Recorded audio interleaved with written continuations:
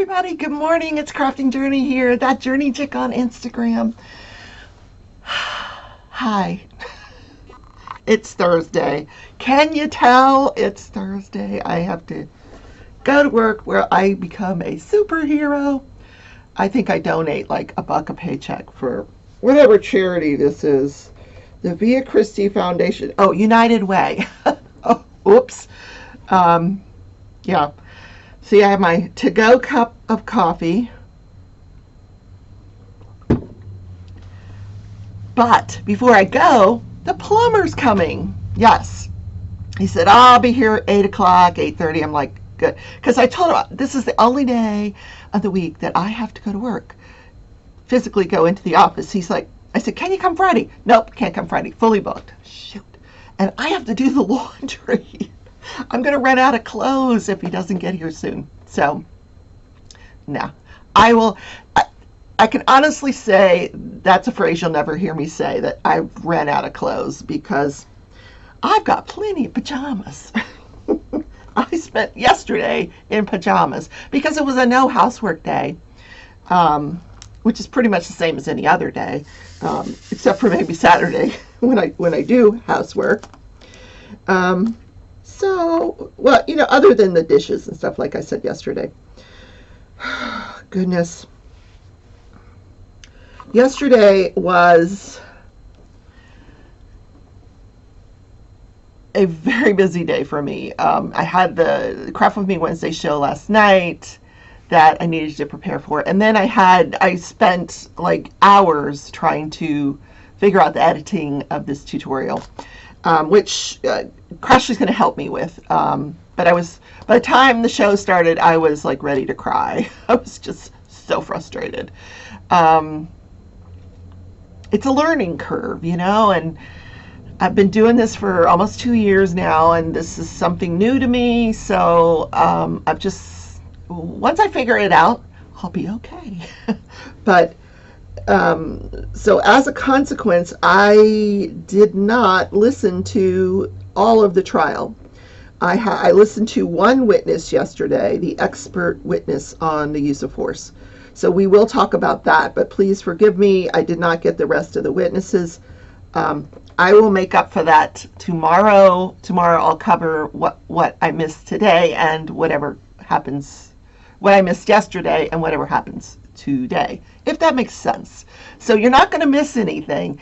It's just going to be delayed gratification for us both, because I'm curious what I missed. When I'm watching it, I'm like, oh, this is boring. And then if I miss it, I'm like, what did I miss? Yeah.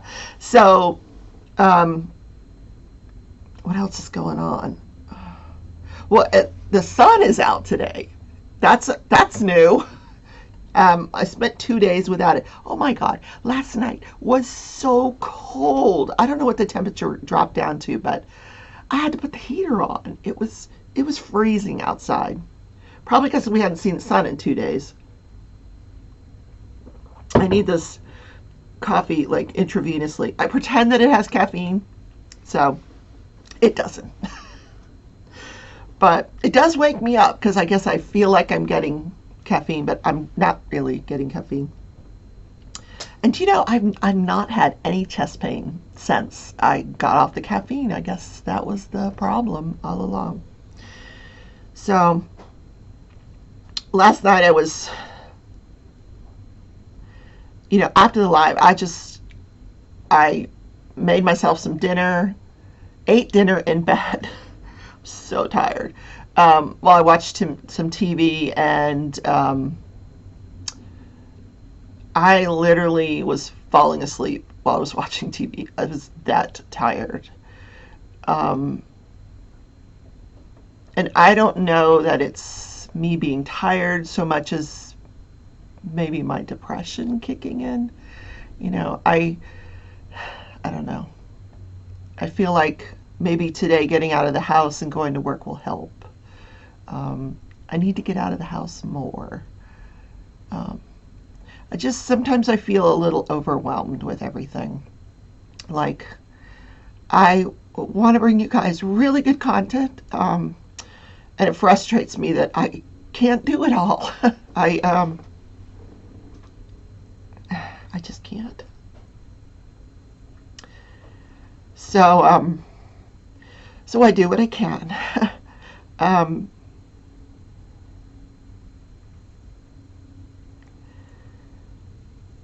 I almost called in sick today. Yeah, I just feel like I need a day. Need to take the day to for myself. But someone's got to cover the office, so yeah, I'll be fine. Sorry. That's what you get when you watch me. You get the real thing. And a lot of us in this community do suffer from depression and anxiety, and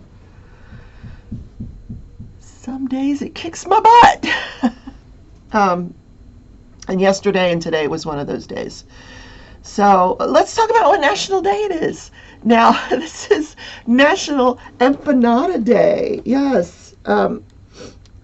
Also known as, like, you can call them little hand pies. Some people call them hot pockets, which is, it's kind of what they are. The word empanada, it's a Portuguese and Spanish verb meaning to wrap or coat in bread. So, you can wrap these, you can wrap any kind of filling that you want in this dough, fold it over, pinch it, and then, fry it. Who can't get behind fried dough? I would love that. Just a big ball of carbohydrates. So a lot of people enjoy them with seasoned meat. Some even do seafood, and sometimes you'll even find that they have fruit filling. I remember there was one summer, I don't remember how old my daughter was. I want to say, oh gosh, maybe 12, I'm guessing, where I let her spend the summer with her friend in Brazil. And she came back loving empanadas and the meat there. I guess all the meat down in Brazil was it Brazil or Argentina? Brazil. I don't remember. Oh my God. South America. I sent my daughter to a foreign country and I don't remember which one. No, I believe it was wow. Am I getting Alzheimer's? Anyway, the point of the story is that she came back loving empanadas and meat, beef. Like, the beef there was incredible. She said, everything just, the food there, she said, was just melt in your mouth. So, and I can't, I'm sure I've had an empanada, but it's not something I seek out. I'm like, I don't wake up going, oh, today I'm going to have empanadas.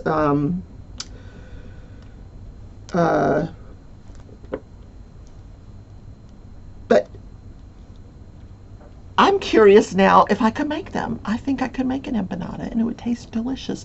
I think I would make it with maybe a ground meat, maybe some onions, some garlic seasoning. I don't know. What do you guys like in your empanadas, if you like empanadas? I'm curious. Maybe some cheese. I'd put some cheese in there. You gotta have cheese. Now, I like a calzone. Is that the same thing? It's dough with stuff inside. Isn't that just the same thing as an empanada? Just different name? I don't know. Anyway. I digress. So let's talk about judge, jury, and journey. So, as I said before, I did not listen to the entire trial.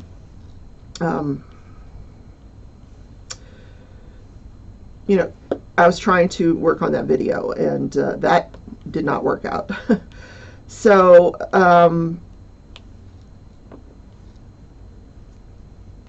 and I will complete that video and have it to you by this weekend. But, forgive the beginner-ishness of it. It's not, I don't feel like it's up to some of the other standards of tutorials that I've seen, but at the same time, I didn't like that chair video, but y'all left it. So I know I'm being very critical of myself, but I'm going to put it together and you guys can give me your honest, constructive criticism and I'll take it from there. So, judge, jury, and jury. So, the witness that I listened to was a Sergeant Seeger. He was the first expert witness to take the stand. He is a police officer with the Los Angeles Police Department. So what happens behind the scenes is, in a trial, it's okay to have all the eyewitnesses come in and the training people to come in and talk about, their knowledge of stuff. But it's also good to hire an expert, someone who can qualify as an expert, and that's the first hour of the testimony that you'll usually hear for an expert. They have to go through their curriculum vitae, also known as a resume. So they talk about their experience in whatever area it is they feel that they are an expert in. They talk about where they went to school, what kind of classes they took to become an expert. They talk about anything that they may have published. And then at that point, the attorney has to turn to the judge and says, I'd like for this person to be recognized as an expert. And the judge will usually say yes or no. And then sometimes the other party in the case will say, I would like to voir dire this person. In other words, I want to ask him some questions to see if he really is an expert. So this guy comes in, and experts, are really, really very helpful in getting you to understand your case. I did medical law, and while I am a nurse and I do know medicine, I don't know all of medicine. And these experts that I would hire, they would help me to understand the medicine, and here's what they felt happened or didn't happen in whatever case I was having them review. So this sergeant, he was qualified yesterday as an expert in the use of force. Now, what he does, he's an inspector general with the Los Angeles Police Department. So basically that means he's working in what we know as internal affairs. And he has reviewed, I think he said he had reviewed over 2,500 cases of use of force. So the judge qualified him as an expert. I mean, he went through all of his background and training and everything. So what the prosecution did with him is they sent him documents to review that were literally like this thick. Like it was all the training material. They sent him the videos. So this poor guy had to review all of this stuff. That's the other thing you have to do when you're an expert. You have to say, here's what I reviewed and relied on to formulate my opinion. And so he had to go through all that. Man, that's a lot of material. So then what the prosecution did was have him go through the timeline of events. So he calculated that the knee was on the neck from 20:19:14 to 20:28:43, so a total of 9 minutes and 29 seconds. And he commented that the use of force, the force has to be reasonable the entire time that you're using it. In other words, you've got to reassess, which is what I think pretty much every officer has testified to at this point. You have to be constantly reassessing the need for the use of force. And this officer agreed, this expert agreed, that at the point in time that these three officers, Minneapolis police officers, including Chauvin, used force, it was necessary. He said George Floyd was clearly resisting being taken into custody. He was resisting getting in that car. Um, Now, I don't remember at any point them saying, "Oh, you're under arrest," and reading him his rights. So, um, I hesitate to use the term, that he was resisting arrest. Um, I mean, this was a guy who he was just freaking out, is what he was doing. He was freaking out. Um, and I think had they employed some, I shouldn't be telling you what I think, but I'm thinking, I will tell you anyway. Had they employed some de-escalation techniques, perhaps it could have ended differently. He wouldn't have been freaking out like he was. But anyway. So, but how reasonable can you be with someone who, quite possibly was on drugs?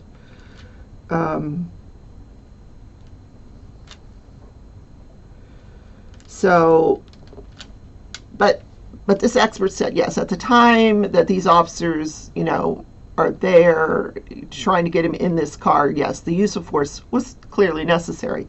But once they had him prone on the ground and handcuffed, it was no longer necessary. He's on the ground. He's handcuffed. Where is he going to go?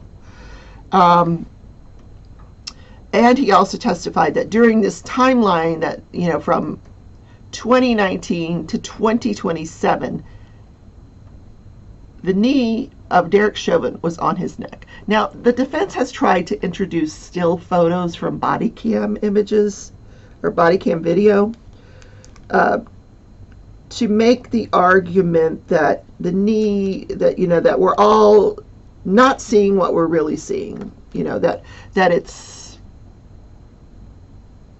some kind of photo illusion, that it's not, his knee is not really on the neck. If you look at it from a different angle at the same time, his knee is really more on his shoulder blades.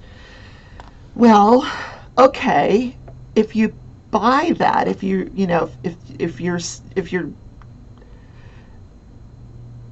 was there, then it still doesn't account for why you didn't administer CPR when the guy had no pulse, or why you needed to be there in the first place. He was prone and handcuffed. You needed to get him on his side. And I'm just saying this because this is what the expert said and what the other officers have all said. He said no force should have been used once he was in that position. This was clearly an excessive use of force. And the use of that restraint that he was using was deadly force, and it was unwarranted. He was not resisting. He was handcuffed, and he was suffering from positional asphyxia. And he said, positional asphyxia is something that the law enforcement community has known about and educated on for over 20 years. This is not a new theory that they're throwing out there. This is something that's well known.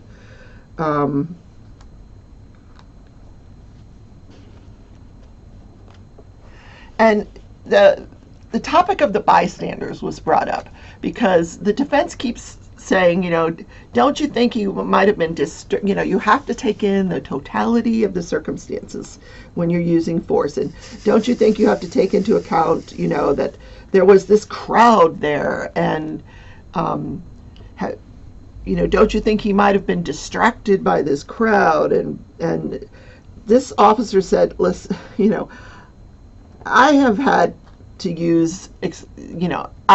use force in situations where people were, there were huge mobs, they were throwing rocks and bottles at me. This was not that. There were, and literally I counted on the screen the bystanders. At the most, there were, at its peak, there were like 14 people there. That to me is not a mob. No. and the defense is like, well, what if you were being called names? And this guy was very professional. He didn't laugh. I would have laughed. I'm like, what? I'm from LA. Being called a bum is, he was being called a bum, maybe an effing bum, but I don't know. Do you really let that distract you? I don't know. He admitted that it can be distracting when you're attempting to continue to reassess the threat. That it can be, but I don't think he felt that this situation should have distracted the officers. They showed that Derek Chauvin had a total of 866 hours of training, and this expert said that 866 hours of training should have been enough to prepare him for a distraction. I liked that comeback. And he knew that because he had all of the training records. And how clever of him to add it all up. Or somebody added it up. Some poor paralegal was sitting in a law office for probably weeks, adding up organizing the training materials, timelining it, and adding up the hours. Yes, that's what paralegals do. And the reason he felt that the officers did not appear distracted, he says, I didn't feel that they appeared distracted. And especially Chauvin, because for the first 6 minutes of this restraint, he was carrying on a conversation with George Floyd. So he was clearly, his focus was on George Floyd for the first 6 minutes. It was after that, then he went unresponsive and, I don't know. So that was the expert, that was the person that I did get to listen to yesterday. Very interesting testimony, and I think very helpful for the jury. I'm trying to think if I'm missing anything. Nope. So like I said, I'll make up to you today while I'm in the office. I can have the video going while I'm doing my work, and I can listen to what I missed, take notes, and bring it to you tomorrow. So tomorrow might be a long show, but I know you guys don't mind long shows. So let's do this day in history. I gotta find it. This day in history. Tomorrow we get to do the Friday dance. Yay, I am so excited. Okay, this day in history, Jim Abbott in 1989, he was born with only one hand, but he made his debut in the major leagues of baseball. He played for the California Angels, and in 1993, he pitched a no-hitter. That's pretty cool. One-handed. Wow. And then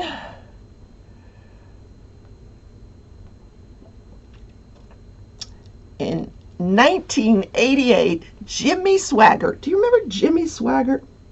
He was a televangelist, a TV preacher, and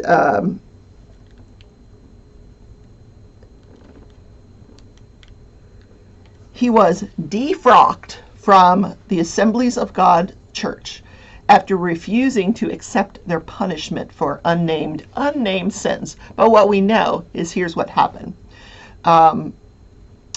He was implicated in a sex scandal involving a prostitute. So this was in retaliation. He had exposed a fellow member, this man named Gorman, for a sex crime, having a sexual affair.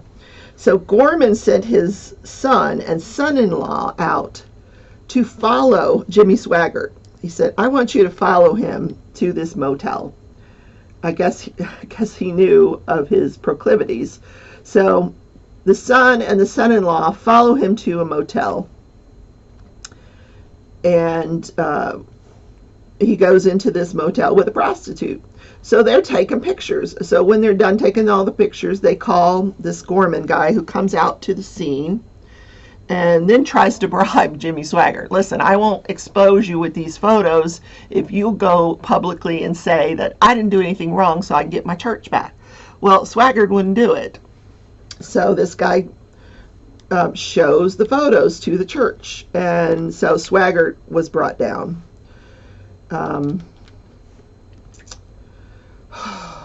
Man, I can honestly say I was not one of his fans. I don't follow TV church. I'm not a church goer.